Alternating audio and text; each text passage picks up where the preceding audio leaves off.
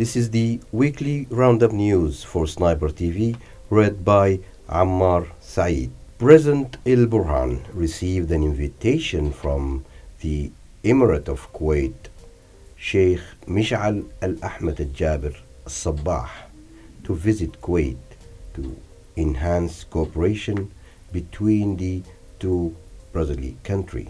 El Burhan expressed Sudanese appreciation for the Kuwaitan president toward Sudan during his meeting yesterday with the Kuwaitan ambassador, Dr. Fahad Al-Zifiri. The Kuwaitan ambassador confirmed that the Emirates of Kuwait welcome to the visit, which will support the path of cooperation between the two countries. Engineer Musa Al-Qum, Director General of the Sudan Railway Corporation, announced yesterday that the resumptions of the Eastern train movement between Adbara and Port Sudan stations during the current December.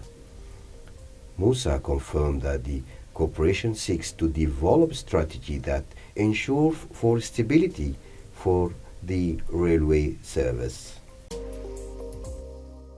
The President El Burhan met today with the governor of Northern Kordofan State, Abdul Khalik Abdul Latif. The meeting discussed the humanitarian security and service conditions in the state and the effort to provide the necessary services for the citizens.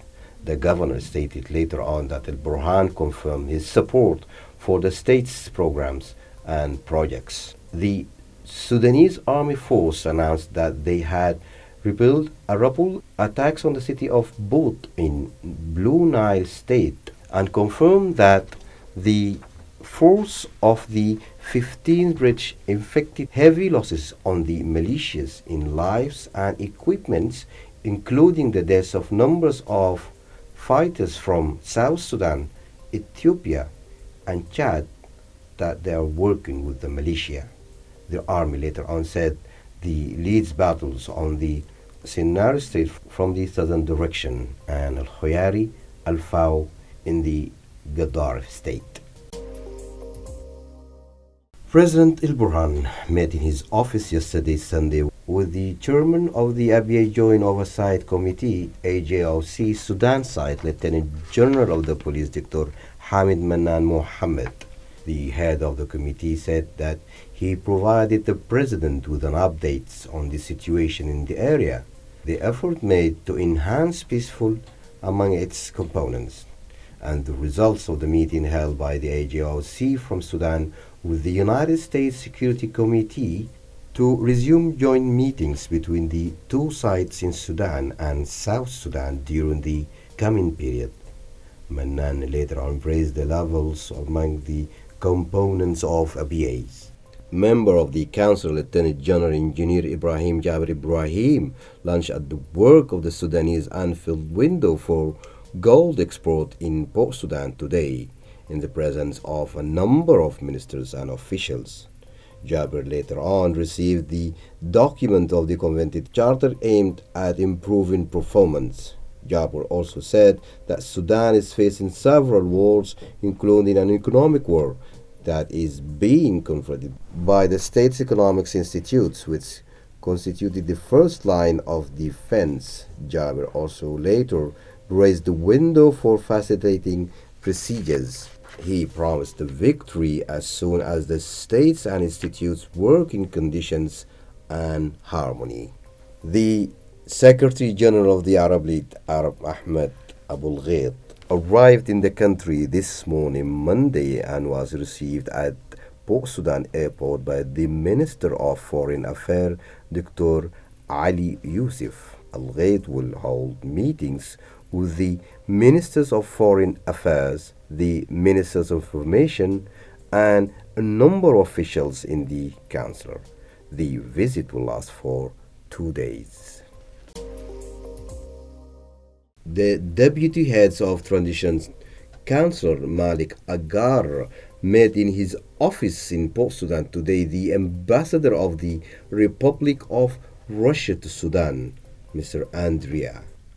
Agar stressed the Sudanese relationship with Russia is a strategically one, and the meeting touched on Sudanese relation with the West and the role of some of these countries in fleeting the conflicts and the war in Sudan.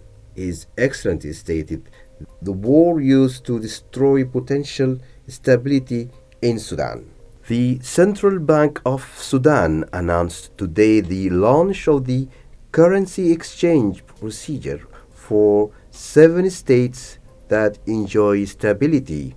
The deputy governor of the Central Bank of Sudan said that the bank will present the rights of citizens in the states where the change procedures have not been carried out.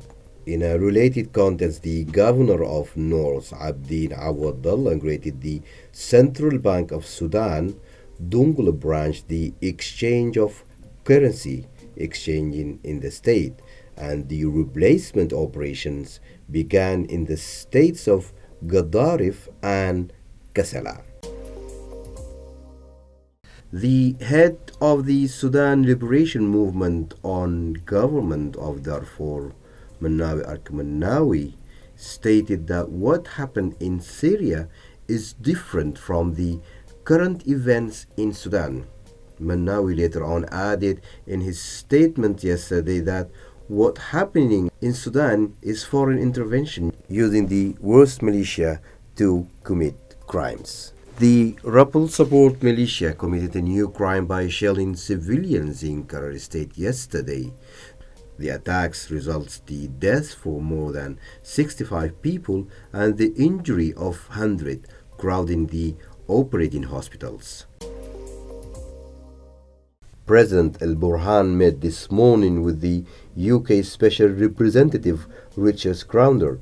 Ambassador Anas At-Tayyib, Director of the International Cooperation Department at the Ministry of Foreign Affairs, said that Al Burhan informed the UK representative of the start of the comprehensive political process immediately after the war stops, and that there is no place for the militia in the Sudanese future. The deputy head of the Councillor Malik Aqar met in his office today Mr. Richard Crowder, the head of the British Office for the Sudanese Affairs in the UK Special Representative. Agar said later on that Sudan does not have needs for humanitarian aids as much as it needs first to protect the Sudanese people and defend the country. Darfur Regional Governor Manawi said today in his Facebook page that the entire world witnessed the militias to displace people of Zamzam camps and described the claim of the president to join forces in the camps surrounding Al-Fashir as a lie. He pointed out later on that the killing of women, children, and the area with the international banned weapons makes us regret the suspicious silence of the world. That was the Sudan News Roundup this week, read by Ammar Saeed.